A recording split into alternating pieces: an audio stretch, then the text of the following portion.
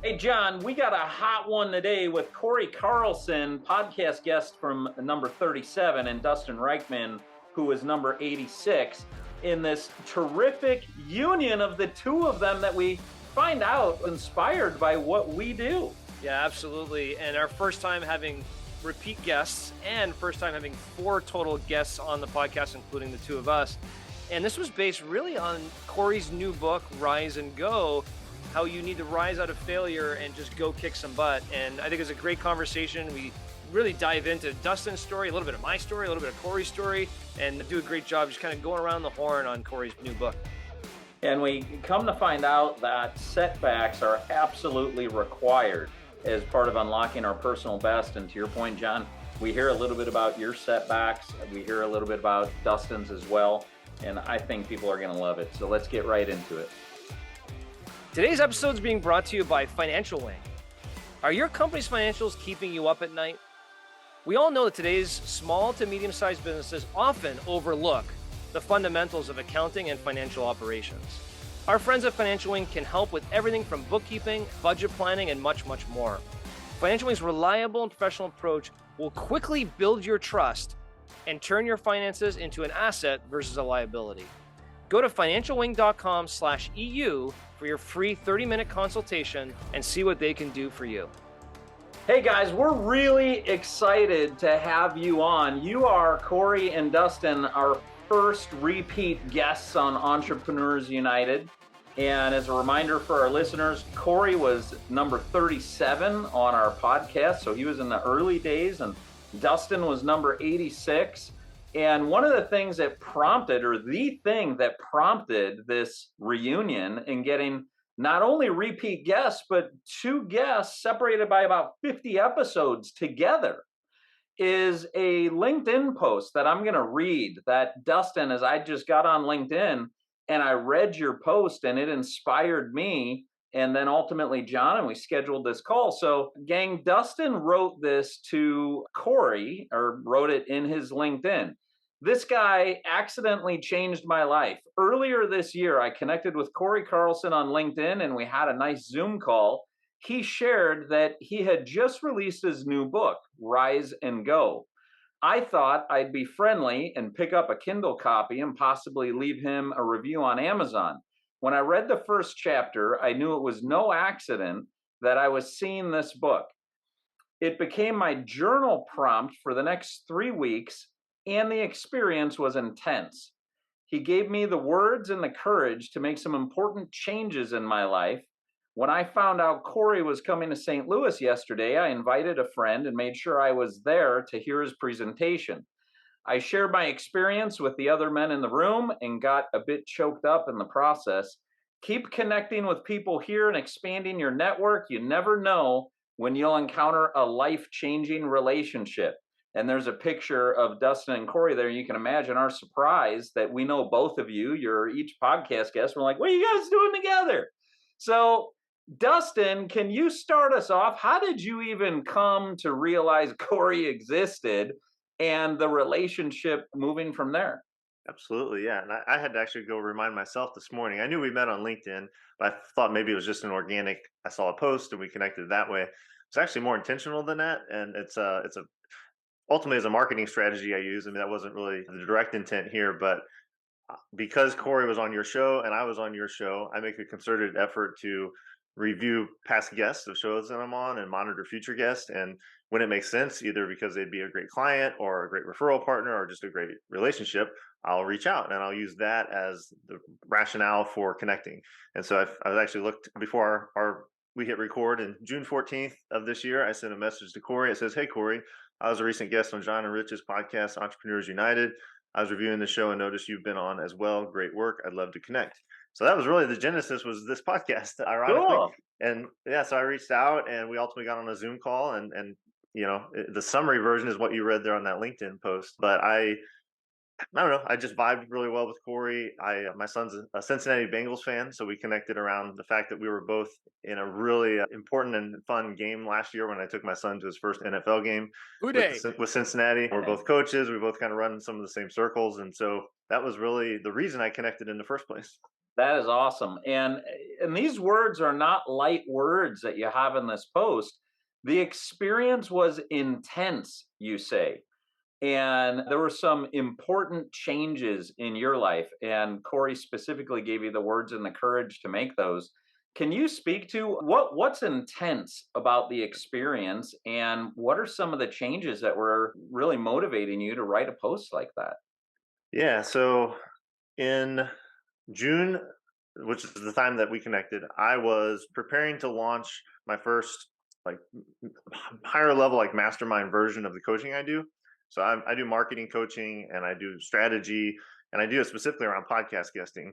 And so I'd done that a lot of one-on-one, some smaller groups, but I was really trying to create this experience, get the right people in at the top rate at a higher level. And it had basically been delayed, right? So like I tried to launch that in June. I got some response, but not enough to justify moving forward. And so I was kind of in this limbo spot. I was also still doing some contract engineering work from my previous career. They came back to me during COVID and was like, hey, yeah, this is great, because marketing was a little tough at that time with some of the local clients I had. And so I kind of held on to this. It wasn't handcuffs, but it was, the golden handcuffs idea. But this idea, the security blanket, I guess, is what I was holding on to. And my ticket out of that was like, well, when I launch this group, I'll be doing exactly what I love to do, and I'll have great income, and it'll be really easy for me to give that up. Well, summer 2022, that had just been delayed. I was still toying with, should I quit this or not? And like, man, I was kind of questioning the call that I had felt. And so when I found Corey's book, it's called Rise and Go, and it's the idea of rising out of feeling down and like taking action and still moving forward despite these challenges. And it's literally, and I don't believe in coincidences. I feel this is God's grace, that the journal prompts each day were like what I was really dealing with that day. Like I would open it up and it was like a short scripture passage, a case study of someone in Corey's life. I'm like, geez Louise, how's this coming up today? And so I used it as my journal prompt. And so it got me through a really, I don't want to over dramatize it. It's not like I was dying or something, but it was a very difficult couple months for me of trying to wade my way through what should I really be doing with my business. How do I get rid of this engineering security blanket that felt like it was holding me back?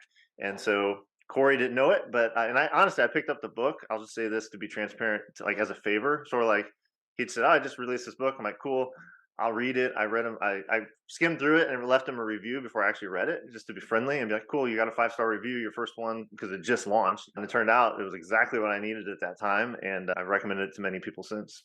How cool is that? Corey, I'd love to hear from you on what is that like to write a book, put everything you have into it, hear this story now where somebody reaches out to you really to market to you, and it turns out you helped them make some big changes in their life. Like, what were you hoping for when you originally wrote the book, and how does it feel to hear this? Well, to be honest, I can get emotional just thinking about it. Part of the story, I had a chance to meet him and meet Dustin in St. Louis, and that was an incredible experience. And to be honest, it's very emotional. But there's a funny part in this, in the standpoint when I got the note that he in LinkedIn that he had loved the book, and actually it prompted him to not renew his engineering license and to go forward with coaching. I literally panicked for a minute. I'm like, uh-oh, is this smart? Is this good? I mean, does he have any like backup plan financially? I mean, am I going to get sued? Like, what's going to happen here? Do I need to get some insurance? So at first it was a little bit, oh my goodness, what have I done? But once I got past that, it was crazy powerful. And I think that's a good reminder to all of us as entrepreneurs is so often we're focused on the results. How many books did I sell? How many podcasts were downloaded? What is my revenue for this month? What is my revenue for the quarter? And it's all about the results. And, we can lose sight of maybe some of the change that can happen. When I wrote this book a lot because, I got knocked down in 2020. And when COVID went, came, March 13th, 2020, it was a Friday, is when all the travel restrictions kicked in, mask mandates, stay at home, all that took place. Well, that day, 35% of my revenue basically vaporized. It was gone because it was all speaking engagements. And since we were a one income family, that was scary, and I was frustrated and all, I mean, every single emotion. So that's actually why I started to write this book. But in that time, I got this phrase of, hey, I control the input, God controls the impact. And that is a big phrase for me because I'm results driven. I mean, you give me a checklist, a to-do list, I'm going to crush it. And because I'm all about, I want to get things done. I got KPIs, key performance indicators. I do goal planning, kind of your typical type A, Enneagram 3. That's who I am. And so thank goodness, in one of my quiet times, this phrase, I control the input, God controls the impact. Man, it's really changed my outlook. I work hard, for sure, absolutely. I try to do speaking engagements. I have my coaching calls. I try to write. Like, I do all these things. I'm just not paying attention to the results like I used to. And so that's just been cool. And so I think that was kind of this story of Dustin. It's just so fun to be reliving it. It's just a little bit of, hey, you keep doing the work and God will control the impact and what it does. But that's not up for me to decide. And man, that relieves so much pressure from us as authors and podcast hosts and entrepreneurs if we think all the results are dependent on us, because they're not. Yeah. Corey, certainly when you decided to write your first book and now you're coming out, with more inputs, right, that you have for the world to offer. I best believe when you write that, it's all about, look, if I could just impact one person, this was worth it, right? And in this particular case, like, here's the case study of that impact that you have. And I'm sure that there'll be much more impact based on the input that you had. So congratulations for that, because, to your point, to host a podcast, write a book, do those things, it's a very scary task. Is anybody going to like my book? Is it worth it? All those types of emotions probably go through when you're thinking about putting that on. And here we are, talking to somebody who was impacted by that. So, congratulations to you for the input, and thank you. And I appreciate you also sending us a copy of the book. And so, I think, as we've talked about before, suffered a pretty massive failure myself as well. And to go through, how do you pick yourself back up out of that situation? It's unbelievable how many people are impacted right now. It's just unbelievable. It would be the COVID situation, the financial, situation is not so strong right now. Inflation's happening. I think we're in for some pretty tough times, and I think your book can impact a lot of people that are listening to this podcast who may not even know it yet, just like Dustin. So, give me, if you can, just for a minute, what is the Rise and Go book about, and how does it really hit people? Dustin explained a little bit from his perspective, but how about from your perspective, the author? Why is this a good read to read right now for people that may be looking for, an opportunity to rise themselves? Yeah, for me, the kind of thesis, the through line of the book became that, all leaders get knocked down, whether it's something big or it's something maybe done to us. We were fired, we had a health scare, we, maybe somebody said something unkind to us, or maybe something we did to ourselves. I mean, we, stayed up too late streaming some show, drinking too much bourbon or whatever. We skipped the gym, had too many cookies, and we just feel down and out. There's just these times as leaders, we just don't feel like we've got what it takes to lead our family, to lead our work team. We all get knocked down. It's just the great leaders, they get back up quicker. Mm-hmm. So what could it look like in your life if the next time you got knocked down, you were able to get back up quicker? And so that became kind of the idea of the book. And it's because as I said a little bit ago, I got knocked down in March 2020. And over the course of the coming kind of months, through my quiet time, God just pointed me to different scripture. I had guests on my podcast that had great stories of resilience, or met other individuals, such as all you guys, have just cool stories of just resilience and persistence. And so I kind of started to accumulate this different information, and then it was helping me. And then over that course of a year, I had 60 different executive clients that I work with in my coaching business. And it'd be wild. Like, they would say, oh, I'm thinking about this or struggling with this day. I'm like, oh, well, I was pondering this morning in my quiet time, or this last week I've been thinking through this content. And they're like, oh, that's helpful. So the content I was using became battle tested with these 60 executives. I then was like, if it helped me, it's helped them. There's a book here. So I ended up putting a book together. The first 10 chapters are to help you get up with courage. And then the next 10 chapters are to move forward with confidence.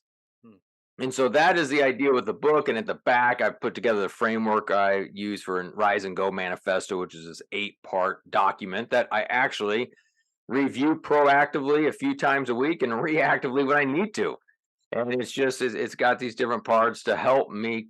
I'm not the first one to think of a manifesto, but it's just that document that helps me kind of, remember who I am, remember that God has shown up many times before. And although I feel knocked down, I'm not going to stay down. Yep. Those different times throughout all of our lives where we're like, man, how are we going to pay the bills? Or how am I going to get out of this jam? Or how am I going to handle this difficult conversation with my spouse? Or whatever it is, man, we made it through all those things. Yeah. And so my prayer for this book is that overall it's a resource to help individuals, whether it's an individual chapter or it's a Rise and Go Manifesto, or maybe it's just a combination of kind of all of it. But I want it to be a resource to help those individuals when they get knocked down, they can recalibrate and get back up quicker. Yeah, which is part of the lesson of life. I was, and you could take it to any small fundamental. I was coaching a youth hockey team this weekend. The weekend before, sorry, I wasn't even coaching. I'm a parent on the team, but the weekend before, they actually won a tournament, and then this weekend they got their butts kicked a little bit. And I said, and I actually talked to them. I was like, guys, this is what life is. Sometimes you're here, and when you're here, life sometimes takes you right back down, right, and teaches you that lesson. But the impact is phenomenal, and I know that, Rich, I know one of your missions in life is to have an impact on people. And when you see the impact that Corey's now had with this book, and how it can really touch people at a certain level when they need it most, right? I think it's so important. Yeah, and what's interesting, John, is in no way am I taking credit for Corey's work or, Dustin's marketing program that led to this, but this wouldn't have happened without this show. And this is one of the reasons why I keep doing this and I keep showing up, is my hope, my bet that we're going to create an impact in people's lives that we may never know about. I didn't even know before we hit record. And Dustin, you said, yeah, I really introduced myself to Corey based on the show. I wasn't even aware of that part of the story. So as Corey gets a little bit emotional on the impact he makes, I got to say I do too. And John, you bring it full circle to remind me of, like, that's why I'm doing this, is because I want to impact more people more deeply and more quickly. And the show led to that in this case. Dustin, can you elaborate on the rise and go portion of it? The feeling, what it feels like to be down, and what it takes to pick yourself back up. And Corey's statement on great leaders get back up quicker. Can you elaborate on your experience with that? For sure. Yeah. As you guys were each chatting, a couple more commonalities that make this an even more interesting story. So I'm an Enneagram 3 also, very type A. And I know Corey also has an engineering background. And also the 2020 was the seed that led to all the angst I was feeling in the summer of 2022, because I lost several marketing clients. I like dentists, restaurants, places that were just closed. Like, it wasn't anything about me, but they just couldn't, there was no need for marketing. So I lost a lot that year, which of course created a lot of opportunity. And it was actually the summer of 2020 in response to that I got on my first podcast to promote my e-commerce brand that I have called Fire Creek Snacks. And continuing to be on podcast and realizing that I was, having a lot of success with it, then that's when the whole coaching business came to me. Like, it came to me out of a response to COVID and losing my marketing clients. So literally like the dips and the valleys, like all of the points, the good points on my graph were in direct response to really bad things that I responded to. And so it was through that process, and I did all this one-on-one coaching with people about like partnerships and podcast guesting. And through the year 2021, I was really figuring it out and figuring out like my special sauce and how my framework, who I should really work with. And so it kind of was culminating in what I thought was this wonderful summer of 2022, and I was going to launch this thing. So right when I met Corey. And so so then to jump past that a bit, I calmed down basically, like the rise and go part of this for me, like because I'm a type A, because I'm an Enneagram 3, I'm like freaking out. Like, this was supposed to happen in July. It's not. Like, there's no way it's going to happen. What in the world am I going to do now? Am I just going to keep like, doing like every time I would take on an engineering assignment, I would get more frustrated with myself because I'm like, it was failure. Like, to me, that felt like failure. It's like, well, I got to feed my family, also the sole breadwinner and 3 kids. And so I was very fortunate and blessed to have that resource to go to, but that's not what I wanted to do.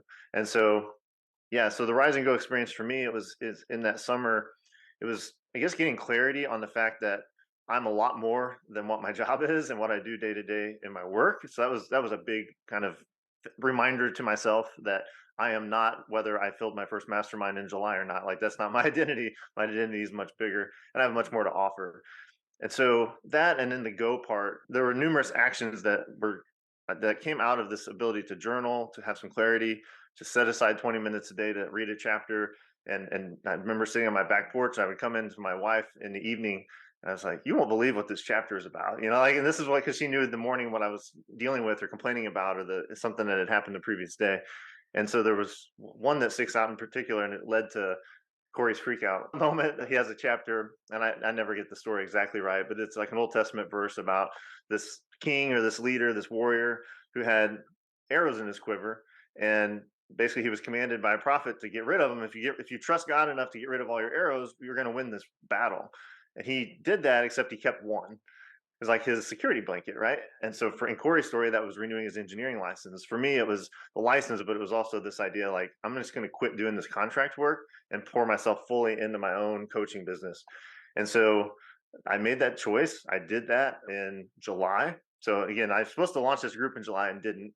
By the end of July, I said, this is a sign. This is what I'm supposed to be doing. It's going to work out. And so I did cut that off. I had a couple weeks notice. So it was like mid-August. Well, as soon as I did that, I mean, like the next couple of weeks, just clients started coming in, and I ended up filling that accelerator group, that mastermind group. We ended up launching it in early September instead of July, but it was all the right people made their way into it. It became like a magical experience for me, and I finally felt like this is exactly what I'm supposed to be doing right now in the season of my career. These are the people I'm supposed to serve. But I felt like I only became open to that and having those relationships form once I put down that last arrow, and that's the story. That's why I went to Corey and said, you got to know that out here in the silence of all the people that read your book, like, at least I've been impacted. And it's like you said with what you do at the podcast. It's not like I give Corey all the credit in the world for like figuring out my mastermind and all this stuff, but that was a pivotal thing for me that I'm not sure I would have actually had the faith in myself to see past what I felt was insecurities and fears, and be able to look past those and look forward with hope and with some practical tools and with some action steps that I felt like were finally like clear, and they felt right. It finally felt right at that point. And I feel like whatever I did in that journaling exercise and within that book, it was about a 4-week process. It was exactly what I needed to empower me to move forward. Corey, what comes to mind for you as you hear that? Oh, it's so cool. For those listening, it's in 2 Kings is where that story is from in the Old Testament, for those that want to look into it. And and for me, there's a book I read that helped me with that. It's called The Last Arrow by Erwin McManus, and it's a similar thing. And so for me, I put in the go section of the book as part of the challenge for all of us entrepreneurs to move forward is we're holding on to something. We're holding on to that backup plan. We're holding on to plan B. We're holding on to mindsets. We're holding on to limiting beliefs. I mean, we're holding on to things that really just kind of keeps us back. And so for me, I wanted to go into coaching and speaking, but I kept renewing this engineering license myself, just like as Dustin was saying for him. I just kept renewing it. Like, well, if coaching doesn't work out, then I'm going back to corporate America. I'm going to, have to use my engineering license like I had for the last 20 years. And so I just had this. And then for me, it was like, wait, that's my arrow in the quiver. I don't trust God enough. I don't trust all these thoughts to go forward in this. I got to release it. Just as, as Dustin mentioned, that he had that same experience. And another phrase that hit me in 2020 that's in the book, and it kind of, I think as all four of us talking, this all goes full circle. And I think for the listeners to hear, but the phrase is that God has the night shift. And I get it. God's got all shifts. He's got day shift. He's got all that. I understand that. But wherever this phrase is so impactful to me, that God has a night shift, is based off Psalm 127, where it says, unless the Lord builds a house, those who build it labor in vain. It's just like, if we're always getting up early and working, if we're on the couch at night when, our family's doing things, but we're on the laptop or we're on the phone, and we don't believe God's got the night shift. We're constantly always working. And I think that's kind of the kryptonite for all of us entrepreneurs or business owners, whatever it may be, is we always are working. And I think the cool part about this podcast is it's proof that God has a night shift.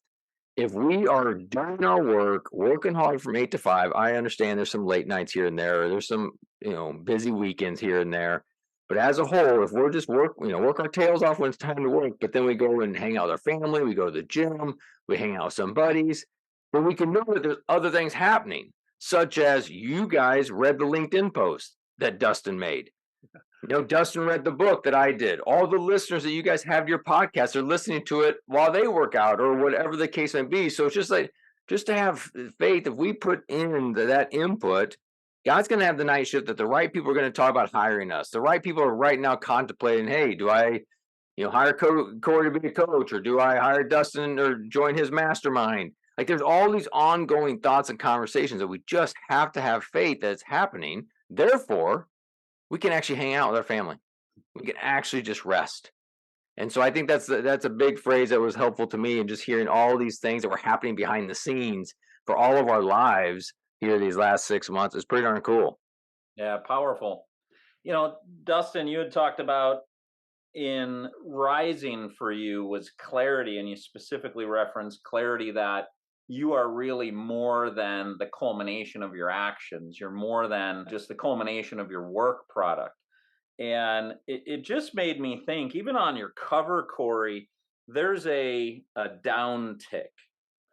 And a question that I have for you is, in the philosophy of Rise and Go, are setbacks required? Is disappointment required? Is being knocked down required to unlock the best? Why wasn't this titled Go and Go? What's the part of rising from getting knocked down that's so important? That's to you, Corey. No, that's to me. All right. Let's give Dustin all the hard questions. No, for me, absolutely, it's required. I mean, maybe we don't get knocked down. Well, I think we always have some mindset setbacks, but we don't get knocked down if we're playing it safe. But if we're out there doing anything that involves just kind of pushing the boundaries, we're going to get knocked down, and we're going to get refined. And it's just what we'll become better fathers, mothers, husbands, wives. For us, strong in faith. Better, followers of God. In all that, but yeah, it's in getting that knocked down. And so I think getting knocked down absolutely is a requirement, but I think it's our response that really is going to drive the direction we go. I mean, do we get knocked down and we just say, oh, forget it, screw this, man, I'm throwing in the towel, or this marriage isn't going to work out, or this business isn't going to work out, forget the dream? Or do we just accept and become like complacent, and we just stay there like kind of the cancer in the locker room? Or do we rebound and say, all right, I'm going to be humble enough to hear from my board of advisors, from God, from my spouse, from my friends. I'm going to be humble enough to hear how I need to change and get better. And then I'm going to have the courage to make those changes and be obedient and move forward. And so, yes, I think we have to get knocked down to grow. And I think we got to rebound and recalibrate. And I heard in that you're not really unlocking your personal best by playing it safe. So if you're not getting knocked down, you're not really unleashing the full ability of your potential. And that really resonates for me. John, I know you referenced a little bit earlier ago about you getting knocked down. Mm-hmm. And I'm curious for you to reflect on, what did it take for you to get resolved to get back up? What was the process you used? You clearly didn't read Rise and Go. It didn't exist. You did something. And then what I'd like to do is hear what you did, John. And then I'd love to hear Corey and Dustin. How much does what John did he use some of the magic of Rise and Go without even knowing it? Wow. So John, you first on, like, what'd you do? What was that process like? How did you pull yourself up to rise and then ultimately go?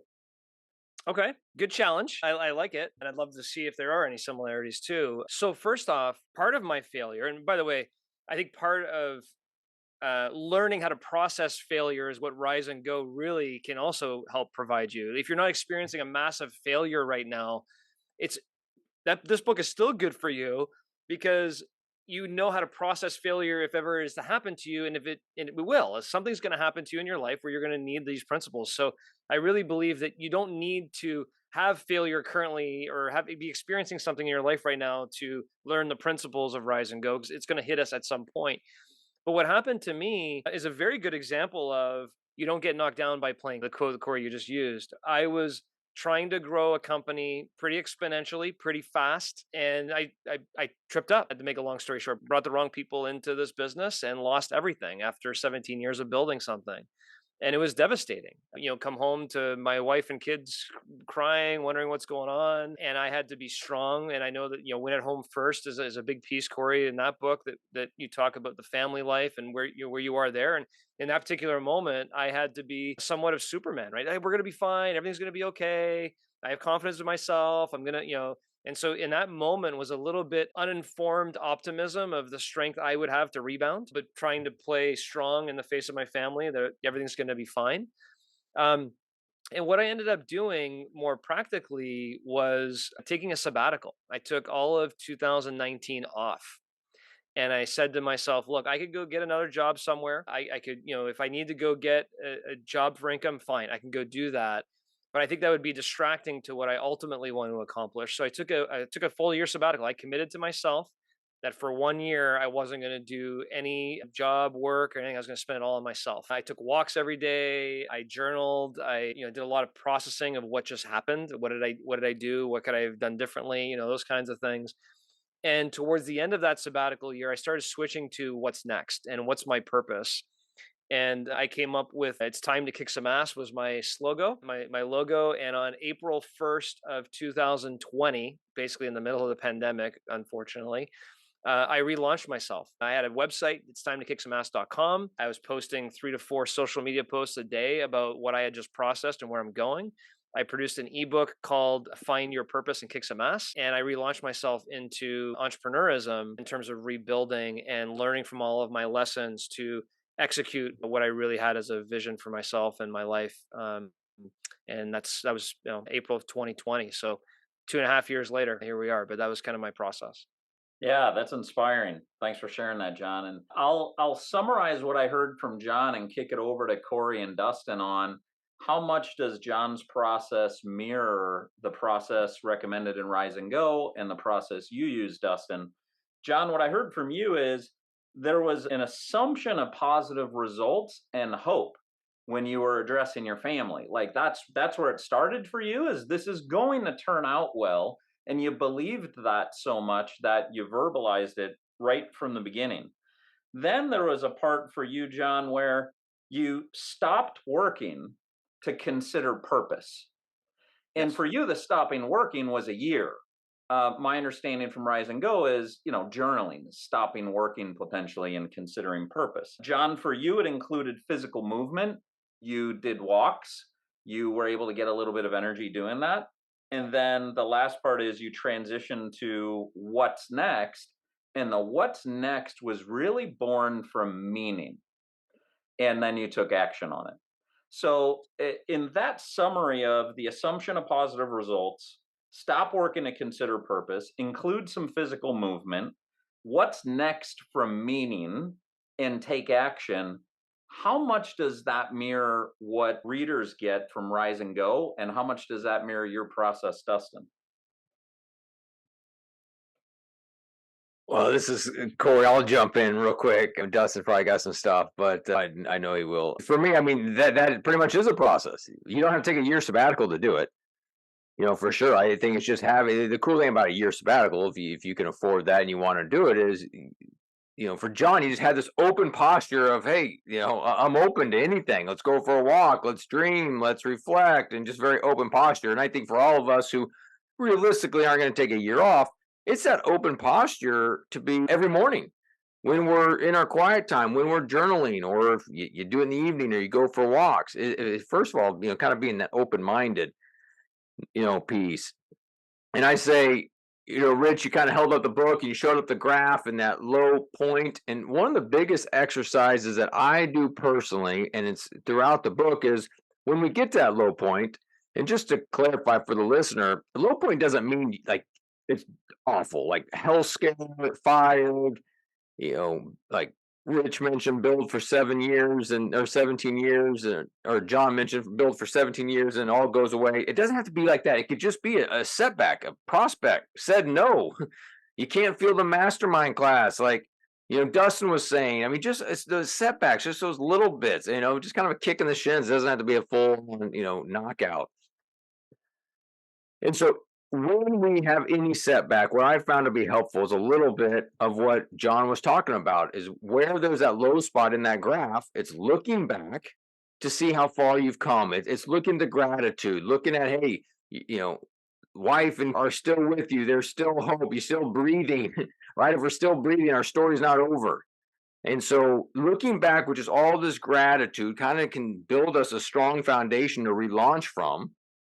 And then once we've done that, and it can be just looking at the last week, it could be looking at the last few years. It kind of just depends on what you need.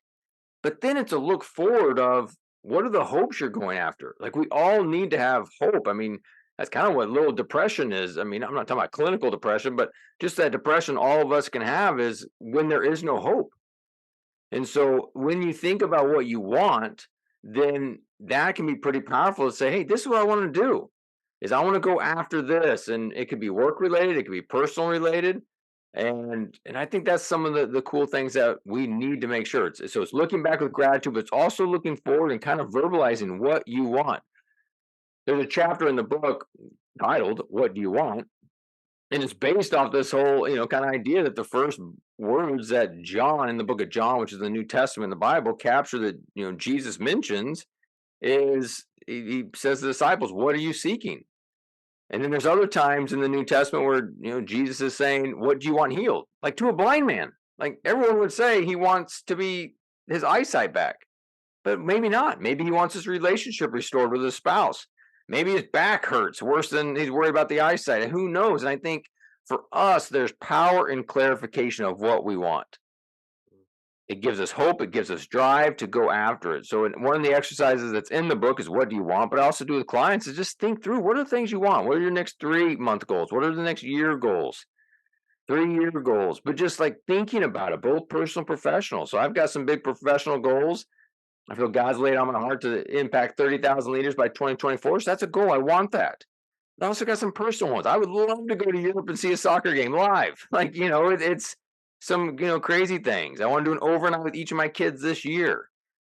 I want a weekend trip with my wife. I mean, so it's just like it's professional and personal, but I think it's sitting back. What are you grateful for?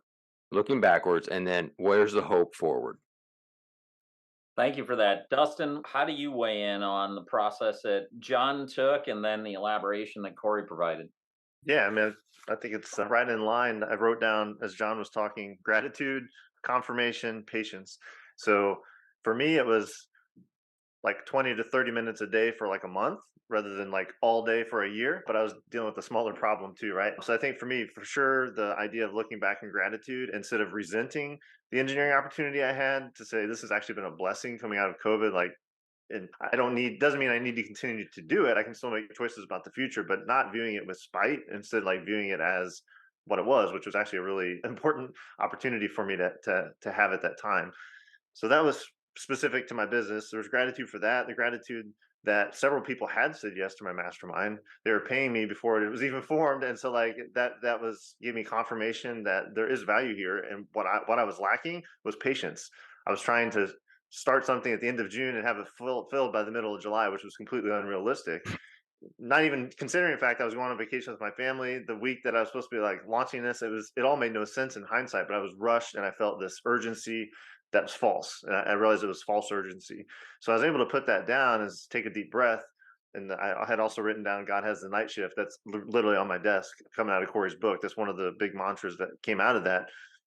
Physically at the end of the day, because I work at home and like be able to close my door and be done, but also just in general. And that's what came up in the summer was you know what, like I need to do the work. I need to have the outreach. I need to meet with the Corys of the world, the people that would be potentially, find value in what I do, but I can't control everything, right? So this having this piece of patience of saying, you know what, the right people will show up. If I keep doing the right work and I keep showing up the right way, the right people will show up. And then they did. And like in hindsight, it seems kind of silly because it was 2 months. It was like instead of being the middle of July, it was the middle of September. And I got like an amazing group. They got great results. And so a lot of gratitude looking back at what actually transpired. But telling me that in July, like it would have I would have never accepted it, right? Because I didn't take the time to reflect and realize that everything I was doing was good and I was doing the right things. I just needed to give it a little more time. So, but yeah, I think I was like a mini process of what John went through with a mini problem compared to the problem that he was dealing with. Yeah, but you know what, Dustin, and you guys both hit this. Um, Setbacks, period. We all have them all the time, sometimes multi times a day, right? Depending on what you're talking about. And whether it's small or big, I think Corey, you hit on it, and it's a massive in my mind. When I was home that night and thinking about what had just happened, or the next day, or the next week, or the next month, and people would ask me, "Are you okay? Like, are you okay? Like, you must be damaged, right? Because this is pretty bad." I had one friend tell me I need to talk to somebody, and I'm like, "Why?" He's like, "Well, because this is like kind of losing something significant." I'm like, "Oh, I think I'm fine." And part of the reason I thought I was fine was perspective, the gratitude. To the point you made, Corey, we're all healthy.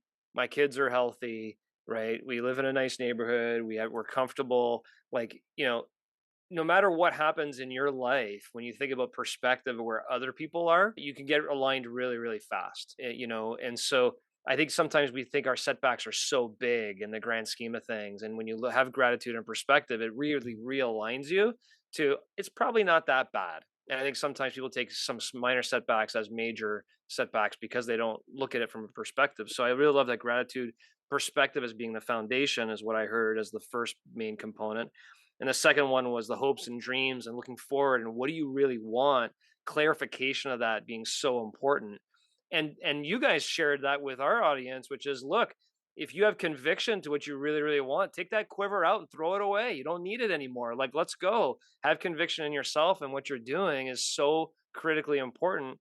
And the third one, Dustin, that you hit, which I've recently announced that one of the things of my goals in 2023 is to launch my own book, and I've been working on it for a while now, based on what I learned as an entrepreneur in business on how to, do this, not that type of mantra. But one of the big lessons of that is patient ambition. I ran myself off the cliff a little bit by trying to go too big, too fast, bringing wrong people in, just doing it, too aggressively versus patient ambition. And when I've executed patient ambition and had confidence in myself and what I'm doing and where I'm going, I made wiser decisions along the way and was able to achieve some goals and objectives beyond my wildest dreams. And so I think that patient ambition is such a critical component for entrepreneurs and leaders as you move forward. So I appreciate you sharing that because that really, really connects with me. And Rich, I really appreciate you asking the question because it had me thinking through what process I did follow. And now I pretty much have the roadmap from you guys on exactly what I did in a more eloquent way. So thank you for asking. Sounds like that'll be your second book, John. Dustin, I would be remiss if I didn't ask you to share a bit about your mastermind group and the impact you've already seen that that's made. And if you can, dovetail some of that with the innovations that you took action on as a result of following Corey's process. For sure. Yeah. So my group is a 90-day program. I call it a podcast profits accelerator. So it's mission driven entrepreneurs. I know the word impact has come up a lot today. So we're growing your income by 6 figures, and we're obviously growing your impact exponentially because it's all relationship based. So you can imagine a group of diverse entrepreneurs, typically from all different types of industries. But the common vehicle is they're all interested in using podcast guesting as a great marketing tool, moving them forward. So that's kind of the front end is, hey, yeah, we're going to do podcast guesting. Great. That's about a third of what we actually do, though. About 2/3 is how to leverage every one of those podcast guests to grow your relationships, fill your sales pipeline, optimize your offers, facilitate referrals.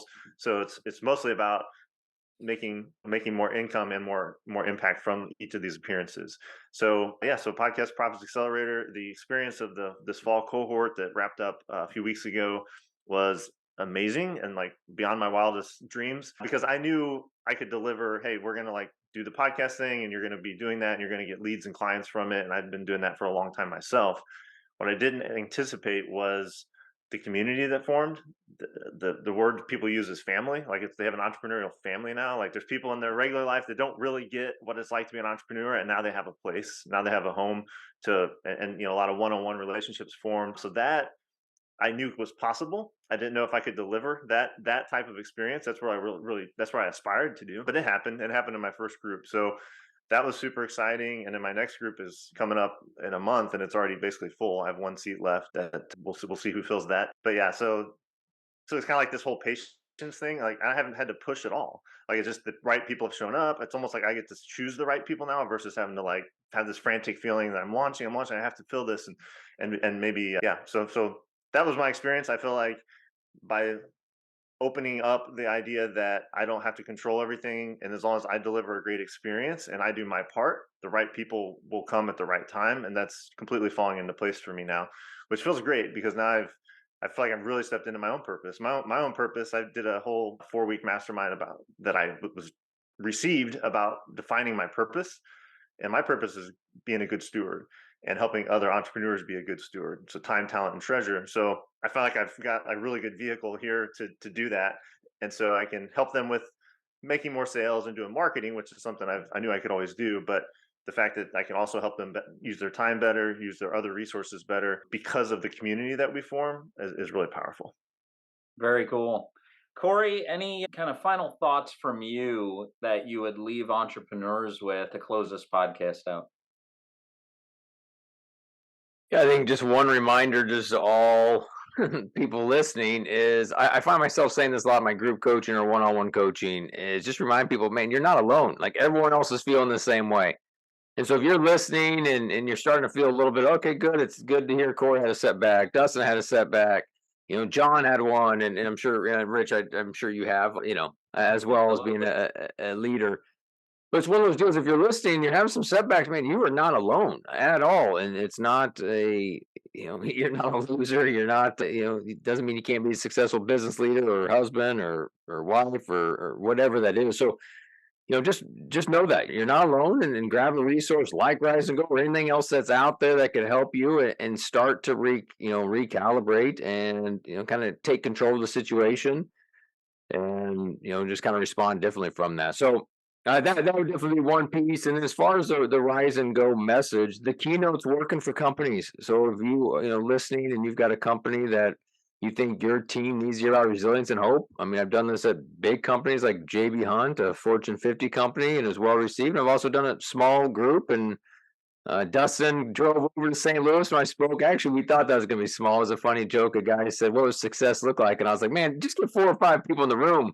And I think we had like 45 people in that room, and it was pretty cool. So, anyways, you looking for a speaker on resilience and hope, this Rise and Go keynote's working because people need some tools.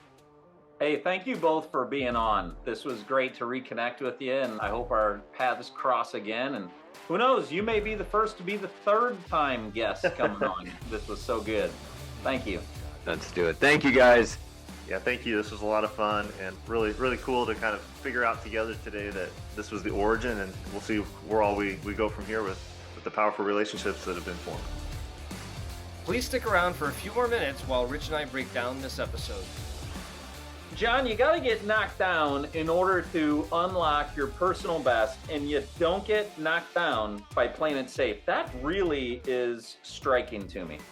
Yeah, no question. I think a lot of entrepreneurs and leaders that are running companies or running different groups are trying to grow their business. You can't always play it safe. There's growth expectations that you have on yourself or on your company, or income expectations you have to grow with. And sometimes, setbacks happen, and we just need to be prepared for them. And I think what we talked about in this conversation, Rich, is people view setbacks differently. There could be minor setbacks, medium setbacks, and major setbacks. But no matter what the setback is, having gratitude and perspective is really important. And Corey talked about the first 10 chapters of his book, Rise and Go, were really about courage. The next 10 chapters were about confidence. And I remember hearing from Brene Brown, who said, she talked to a group of military folks and asked if anybody could have any example of where courage was displayed, where there was no vulnerability, where there was no fear. Mm. Nobody raised their hand. So it's really interesting. Corey's take on this, you have to get knocked down as part of the process. And I'm connecting that with what I heard that Brene Brown did and going, yeah, if this is about courage, when you have courage, it is necessary to have fear there. And when we get knocked down, sometimes there is fear. Sometimes there is feeling of inadequacy and wondering what next, and are we enough, and are we doing the right thing? Back from 25 years ago when we were originally trained, that was crisis of meaning. Yep. You get knocked down big time and you wonder, like, have I really blown it by doing what I'm doing? And in those moments of fear is where courage is needed to be able to rise and go. So I'm just connecting a few dots from what I heard. And this feels like a powerful podcast. There's somebody out there listening to this that I really believe this is going to make a difference. Yeah, and let's connect another dot. I love the way you just connected those. You have to control your own input. And courage and input, you have to have the courage. You need to put in the input, and the results will come. But in order for that to happen, the courage component is also tied to that last arrow. I love the story and that example, right? And a lot of times we always have our plan B, as they talked about, right? And you always, throw all your quivers away, but you're going to keep one. It takes courage, Rich, to take that last quiver out and go, I'm all in. I'm all in, and I have this courage to go and learn and develop and do what I really want to do, which I think is the hopes and dreams part of this thing, right? As you look forward in your life, where do you want to go? And do you have the courage to throw that last quiver out and go for it? What do you really, really want? I think it's a critical part of this conversation. And I think, tying the stories together was really cool. I love the way you asked me, what was your story and how does it relate to the processes that Rise and Go articulates and the ones that Dustin went, and the similarities were phenomenal. Yeah, absolutely. And, as I'm looking back at my notes here, the two things I want to embed for myself are, when there's a setback, look back with gratitude, and then pair that next with really the power and clarification of what you want next. I think that is so key for entrepreneurs to actually be clear on what we want next. And then what we find is the world serves that to us. If we're clear on what we want next. If we're not clear on what we want next, it's very difficult to decipher the pathway. It's like we have a franchise owner who talks about Alice in Wonderland, that the Cheshire cat that is asked, which way do I go? And the answer is something along the lines of, well, if you don't know where you're going, any path will do. Yep. You mentioned something that triggered in my mind another thought, and it was talked about in this conversation, is we have to stop holding on to things. And I think way too many times when there is a setback or a failure of the person who experienced that setback or failure is holding on to what could have been. It could even be a relationship, right? What could have been. And they hold on to all of the emotions of that failure or that setback versus have the gratitude and perspective of where your current reality is. And then turn that switch. To me, that's the go part of Rise and Go. To flip that switch to, okay, I have gratitude and perspective on everything that just happened in the past and where I'm currently at, but now I got to go this way. And it reminds me of another book, Necessary Endings, right? Okay, whatever happened in that setback or failure, it's over. It's finished. Okay, now what are you going to do? And how do you have clarity in your goals and what you want? And I think, we're having this conversation right now at the beginning of a new year. There's no better time, like we talk about all the time in a new year, to reset. What do you really, really want? And so I think this is great perspective for everybody, including myself. Yeah, and as you talk about a setback and kind of holding on, it really makes me think of, in major setbacks, I think one of the things that we're prone to holding on to is what the dream was, of what we thought things would be. And it's the loss. I mean, there's a mourning of a loss of the expectation that we would work hard to hit a dream. And then you bring up this piece on perspective. So as soon as we're feeling like we're hitting the wall, that we've lost an opportunity to hit that dream, gain some perspective, get some gratitude, get some clarity on what we want next, and rise and go.